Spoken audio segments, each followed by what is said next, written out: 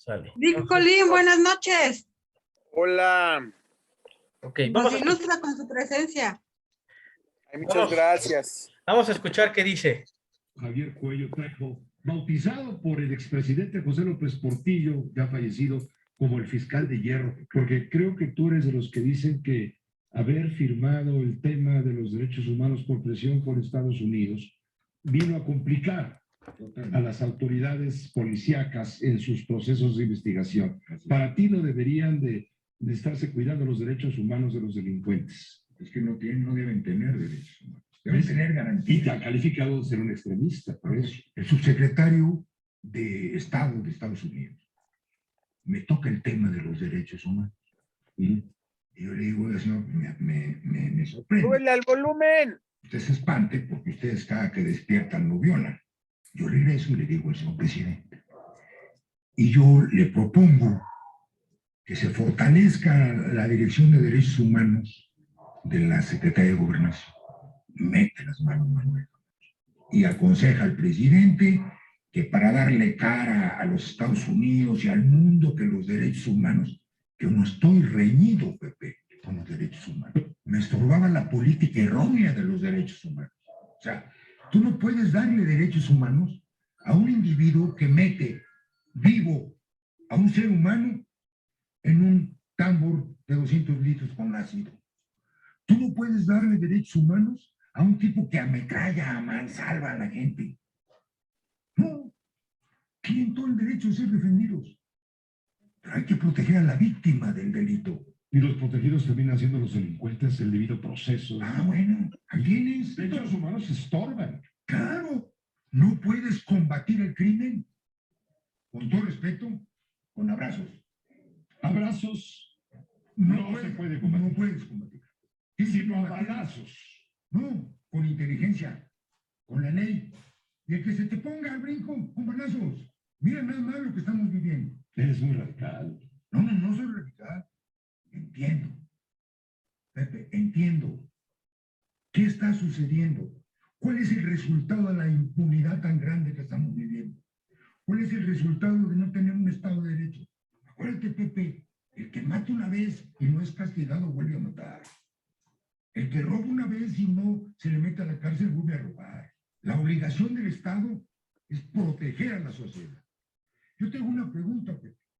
En nuestra época, los jóvenes iban a los discos, estaban a las 2, 1 de la mañana en la calle, no eran asaltados, jugaban fútbol en la calle. ¿Por qué, Pepe? Porque había autoridad, porque se aplicaba la ley. No puede haber justicia selectiva, Pepe. La justicia es para todos. Bueno, ya lo escucharon, ya lo vieron. Ahora, no me interesa qué piensan, me interesa lo que dice la ley propiamente. ¿De acuerdo? Eso es lo que interesa a esta conversación argumentativa. Y si me van a dar argumentos de que les están de acuerdo con este hombre, pues me tienen que dar argumentos jurídicos al respecto. Excepto el licenciado Luis, claro. Pero ahí fuera cualquiera de ustedes que quiera argumentar que él está bien, ¿de acuerdo? Tiene que argumentármelo con la ley o demostrármelo de alguna manera. Y esto ya sea con método científico, como bien saben, o pues con alguna investigación que apoye lo que dice este hombre. ¿Vale? Entonces, opiniones, señores y señoritas.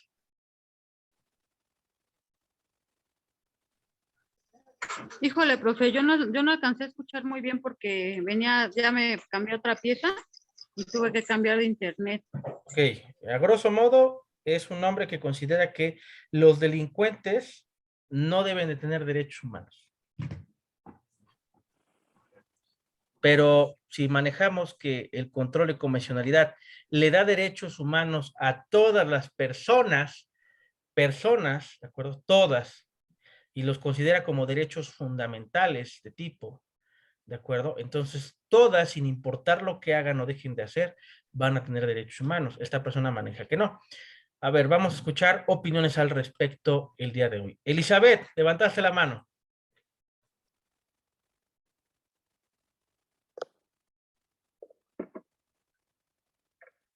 Eli a la 1. Eli a las 2. Elizabeth a las 3. Bueno. Carlos, te escuchamos. ¿Qué pasó? El fiscal de Hierro dijo que no tenían que tener derechos humanos, pero dijo, pero sí, creo que no sé si entendí bien, sí se les debe de hacer justicia, ¿no? O me perdí en algo. Debe tener debida defensa. Eso es lo que establecía. Correcto, y es la justicia. Ahora sí, Elizabeth, dinos.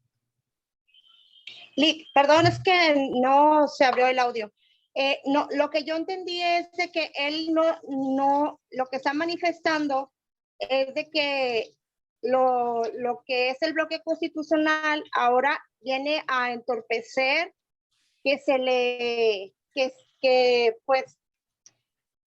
se tengan a las personas que cometieron el hecho delictivo. No está comentando acerca de que o sea, él está manifestando que va en contra de eso. Yo a lo que le entendí fue eso, no que está argumentando que eso viene a que el Ministerio Público ya no pueda ejercer debidamente su función. Eso es lo que yo le entendí, ¿verdad? Ok. Salvo lo que ustedes como profesionistas nos puedan mostrar. Ok. Voy a ser muy claro con lo que voy a decir. El presidente López Portillo tuvo propiamente su participación como presidente de la República del 1 de diciembre de 1976 al 30 de noviembre de 1982.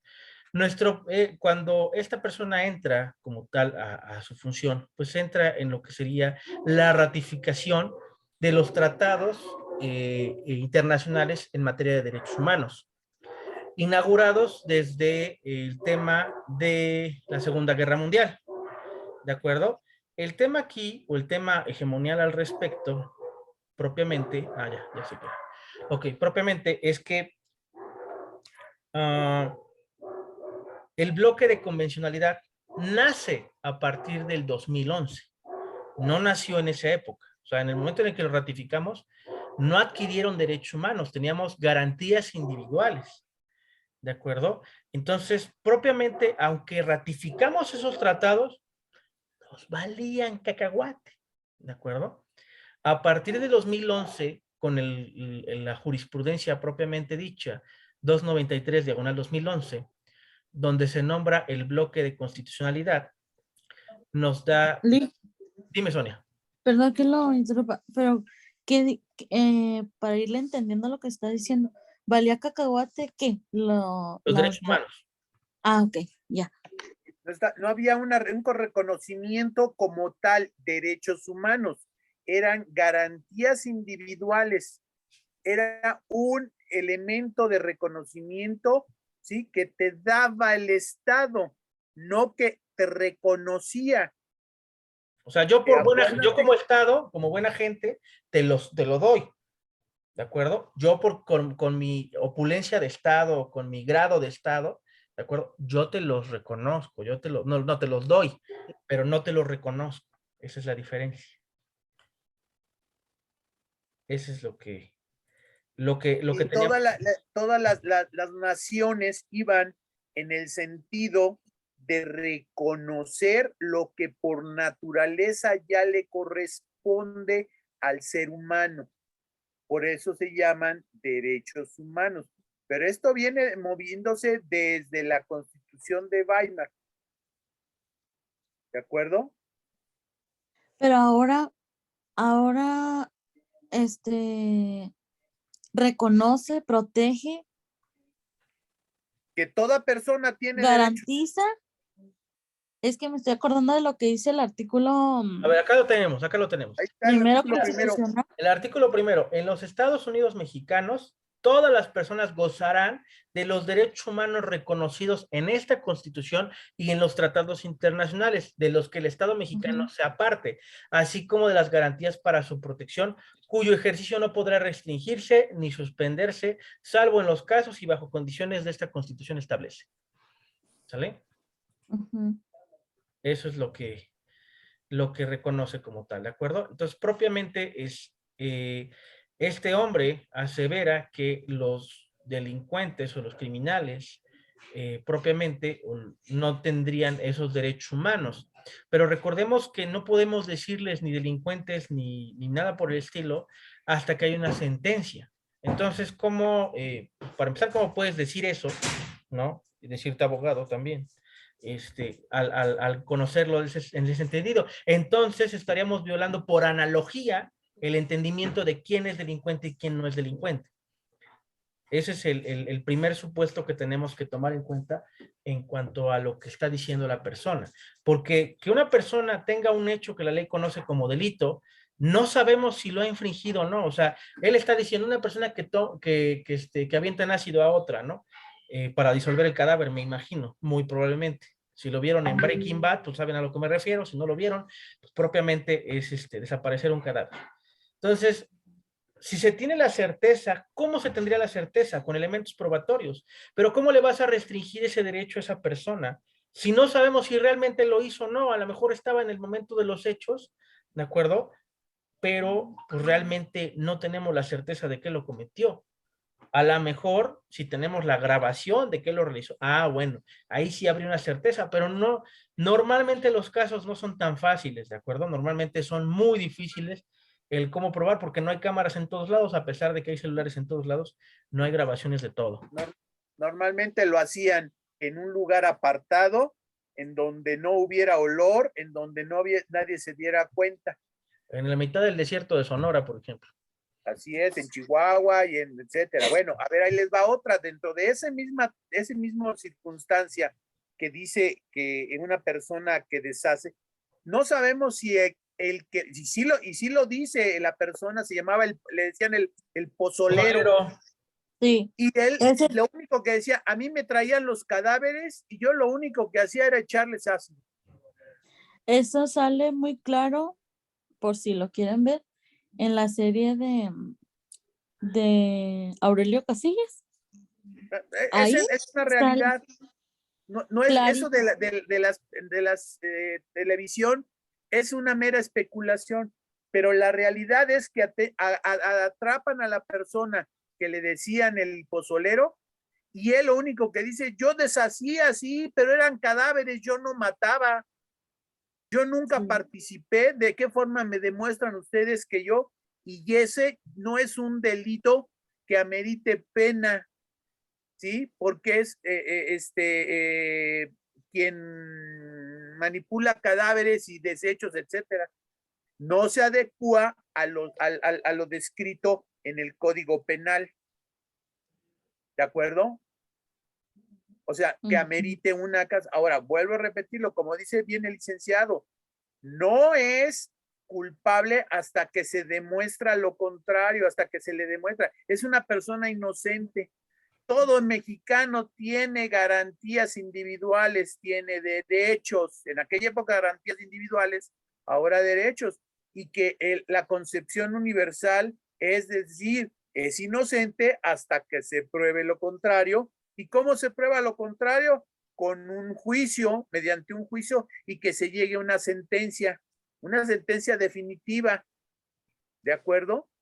Y bueno, ahí yo entiendo que ahorita que dice el licenciado Luis de un juicio, de una audiencia, pues ahí si no se hace estaría violando el 14 de la el debido Constitución. proceso. Ajá.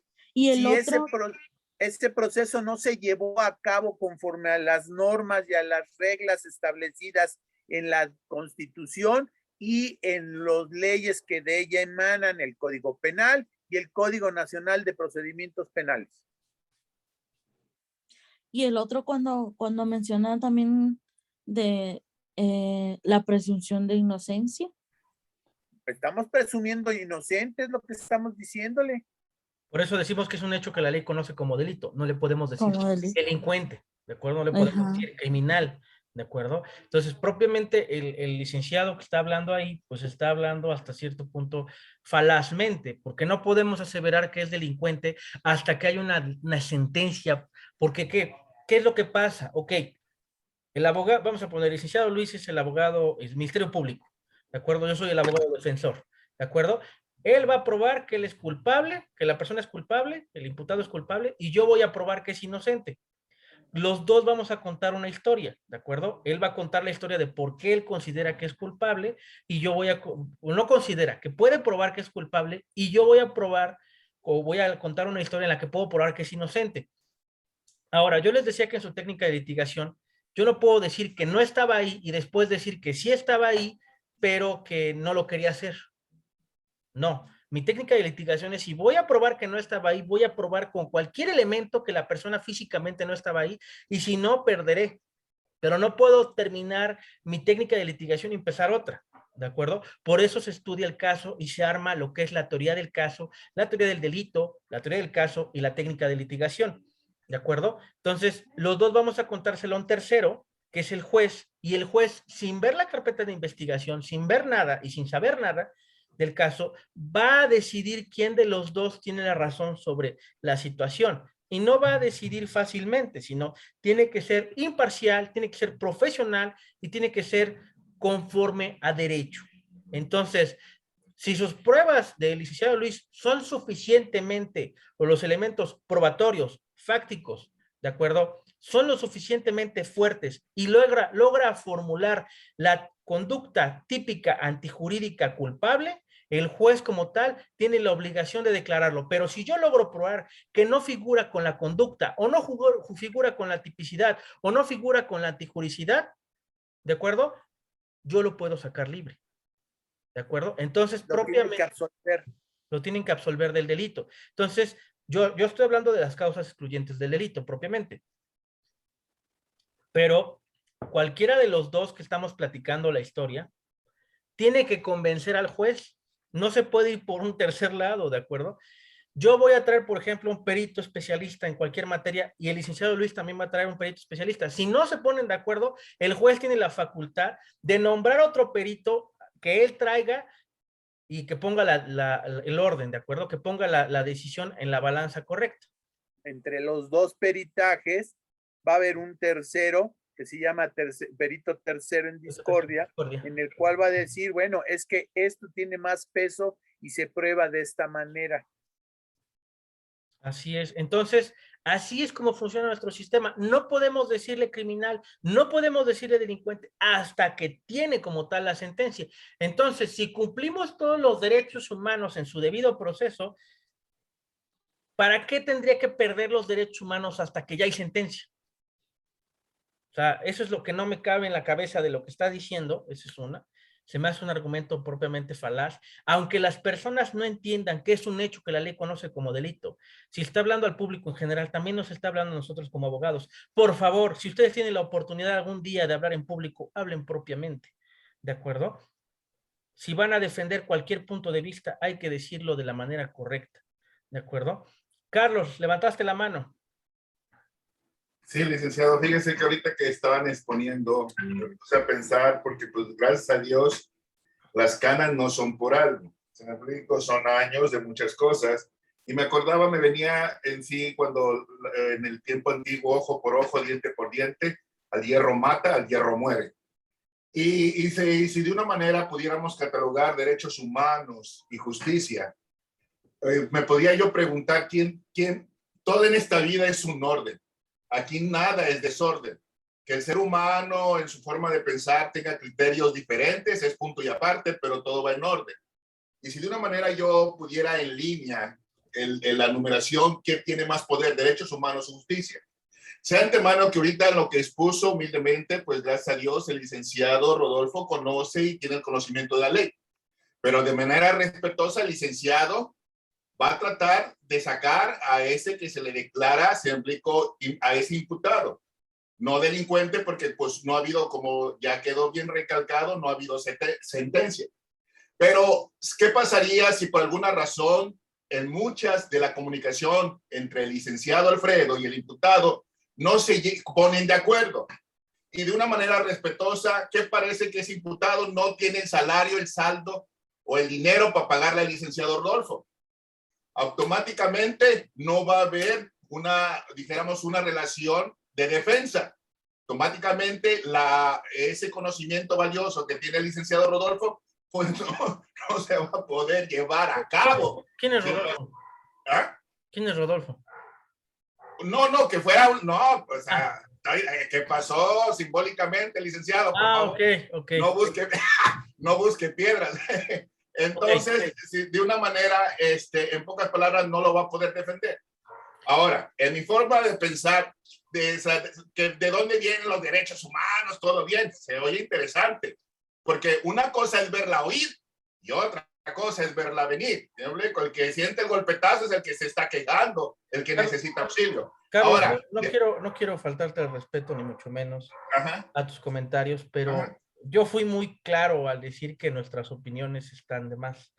No, yo estoy hablando de los derechos humanos que me ha tocado vivir en Estados Unidos. ¿Sí? Aquí tristemente menosprecian, porque los famosos derechos humanos de una manera pasan de largo ante la justicia. Yo no estoy dando un criterio propio, yo estoy diciendo lo que hechos reales se aplican. Por eso tristemente la manifestación de las ciudades, ¿sí? Se queman casas, se queman negocios, y ustedes lo saben, aunque estén a distancia, ustedes lo saben. Lo que yo quiero enfocarme, que en sí justicia tiene más poder que derechos humanos, porque la justicia encubre todas las normas, lo que ya está establecido legalmente, y tratando de cubrir toda laguna jurídica.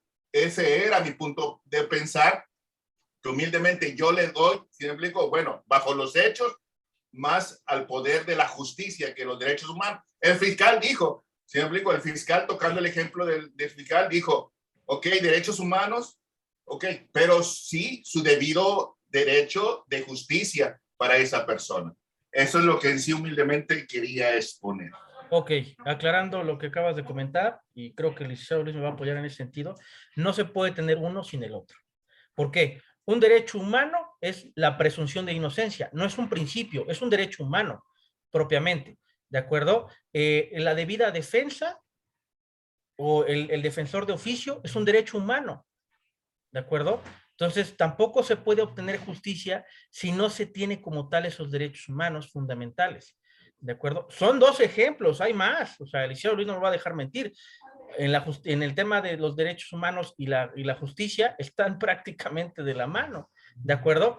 Tú dijiste o nombraste que si no pudiera pagarle al licenciado Rodolfo, pues el juez está facultado a otorgarle ¿cómo se llama?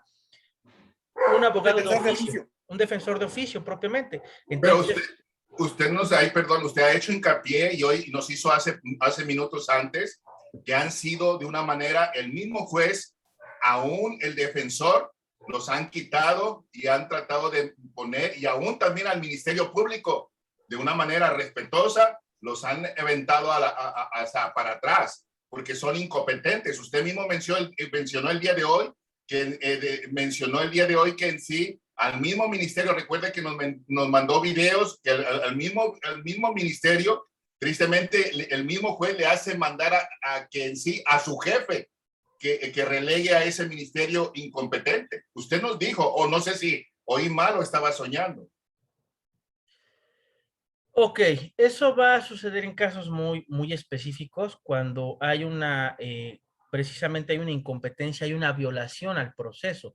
Volvemos a lo mismo, la violación al proceso como tal, o no seguir el debido proceso, es un derecho humano. Yo no pude haber sacado libre a la persona que le disparó ¿cómo se llama? Al de la gasolinera, si como tal yo no hubiera podido acreditar como tal que se violó su derecho humano a un debido proceso en materia de una orden de aprehensión en su contra.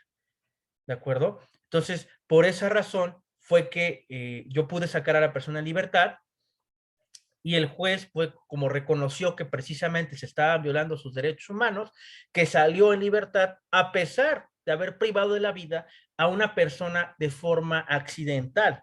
¿De acuerdo? Entonces, eso es a lo que me refería a lo que dije en la mañana. O sea, no en todos los casos sucede eso. Eso es cuando, como tal, el Ministerio Público, por querer hacer las cosas rápido, no las hace bien. ¿De acuerdo? Entonces, la calidad no está peleada con la cantidad. ¿De acuerdo?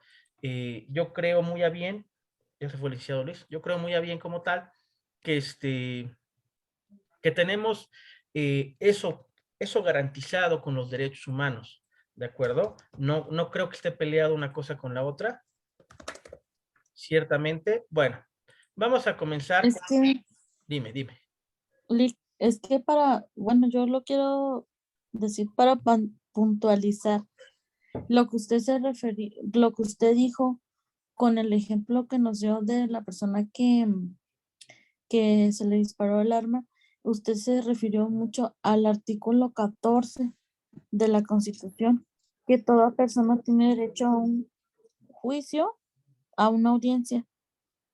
Entonces creo que ahí falta más bien que leamos más los artículos de la Constitución, porque muchas veces no nos queda, y a mí me ha pasado, no nos queda claro lo que usted está diciendo, pero a mí me ha pasado y yo voy y lo leo en el artículo de la Constitución o en el Código Penal o donde, depende de lo que usted esté hablando. Y así entendemos el ejemplo que usted nos está dando. Te agradezco mucho la observación. Pues es que realmente ahí vería lo que sería el 14, 16 y 20. ¿De acuerdo? 20 es el Sí. debido proceso, el 14 y 16 es la fundamentación y motivo del por qué lo están deteniendo, ¿de acuerdo? Entonces, propiamente es lo que le va a dar fuerza a nuestros argumentos. Ahora, vamos a entrar al árbol que estábamos hablando el otro día, de lo que sería propiamente HG contra de lo que es ¿cómo se llama? Cómo vamos a llevar nuestra investigación o nuestro pensamiento acerca de, ¿cómo se llama? De nuestra argumentación jurídica, porque propiamente, pues no lo llevamos a cabo. Didáctica alternativa. A ver, alguien más levantó la... dice, los derechos humanos los gozan, me imagino, más personas imputadas porque solo son los que viven de primera mano y ahí es donde se respetan más los derechos humanos del imputado. Si las personas que viven sin proceso penal es más posible que no se les respeten los derechos humanos. Entonces, realmente esto va a ser muy hegemonial para ustedes. Ahora, ya te terminé. Sale, ok.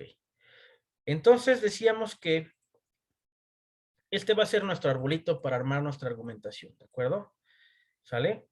¿Y cómo funciona este arbolito? Bueno, para los que estuvieron en la clase pasada estuvimos hablando de él, ¿de acuerdo? El A va a ser el problema que tengamos. ¿Sale? Ese va a ser el A. No, necesito leer el diccionario otra vez. Sale. El A va a ser nuestro problema o caso particular, propiamente. Entonces, ¿qué es lo que va a ser B? B va a ser nuestro ángulo al respecto. Va a ser como tal nuestro ángulo de investigación con dos vertientes propiamente, ¿de acuerdo? El C va a ser nuestra fortaleza de contenido. ¿Qué tanto sabemos del tema? ¿De acuerdo? Ese va a ser como tal nuestro fortalecimiento del contenido. El D va a ser mi marco jurídico, ¿de acuerdo? Como tal, aquí me voy propiamente a la ley porque soy abogado, ¿de acuerdo? No soy doctor, no soy arquitecto, no soy ingeniero, soy abogado. Entonces me voy a las leyes, que va a ser mi otra fortaleza, ¿de acuerdo? El E nos habla de opiniones diversas, ¿de acuerdo? Precedentes, jurisprudencia que hay al respecto o como tal, pensamientos dogmáticos de personas que a lo mejor son más inteligentes que yo y han pensado en contra de lo que yo estoy defendiendo.